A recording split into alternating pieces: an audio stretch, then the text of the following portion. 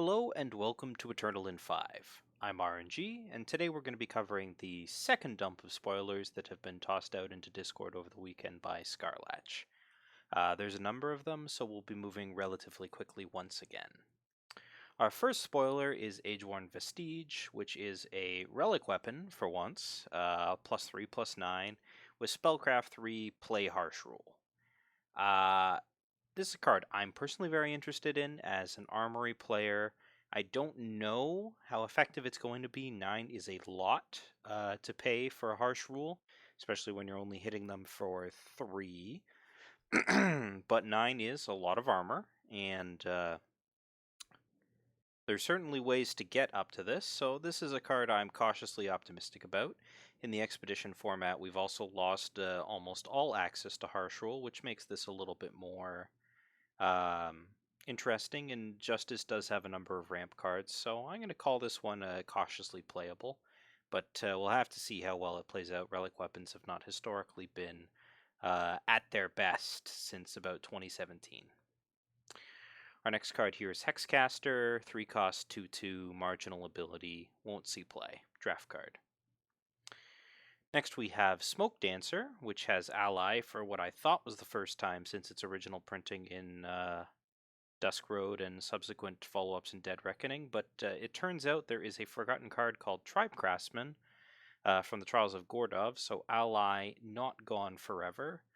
Smoke Dancer, not a card that I think we'll see a lot of. It's interesting that Shadow is becoming the dragon color, but 2 cost 4/4 when you play a dragon, probably not the hottest commodity. More interesting is Sacred Seal, which is a fantastic life force enabler.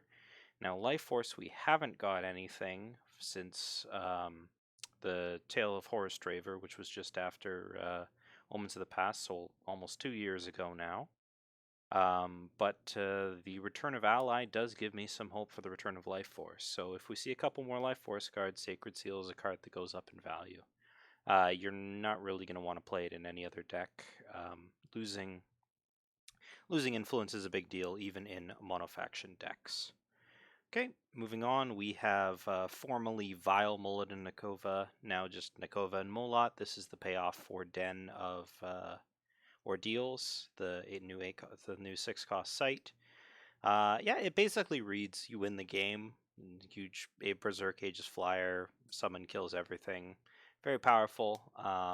Not something we'll ever see as a collectible card as long as reanimation exists, but it's nice to know that Den of Ordeals actually does pay you off for keeping it around. We have a very interesting card here in Eloz, totally unpronounceable, of course. Sets each other's unit to 3, very reminiscent of certain Hearthstone card. Endurance Unblockable, Mastery 9, does a thing, whatever. 6 is a lot for a 3/5, but it does turn everything down. If we get a Mass Suffocate, I think this guy's going to be pretty interesting. Otherwise, I think it will be a marginal playable. It is a Paladin, so goes into that deck, and could be effective there, but this is a card that I think will be more played a bunch at the beginning, and then not so much as the format develops. Next, we have Warbrush Oni, which summon gives each unit and weapon in your hand +1 attack, which is cool, but it's a 2 cost 2/1, which is not cool, so Oni Ronin. There are a dearth of good Oni at 2 right now, and we are getting a bunch of good Oni to surround this, so it's possible that this card gets there in Oni Tribal, but in traditional aggressive decks, it doesn't have the stats to make the cut. And finally, we have Tidal Forces, which is a new... this was a bad time to forget the name. Anyway, there's a 6 cost horn that plays in Furnace, and this is essentially the new version of that. At the start, it's a curse. If the player has 2 or more cards in hand, you play a 4/4 Living Wave, and you also sacrifice it at the end of turn. So same as Flamestoker, that's the card name. I think this card's pretty reasonable. 4 is not a lot to pay for this kind of effect. You can chain it or curve it directly out of a merchant. And so it comes down pretty early against the decks that you want it against. Those decks are going to have a tough time emptying their hand pretty early on.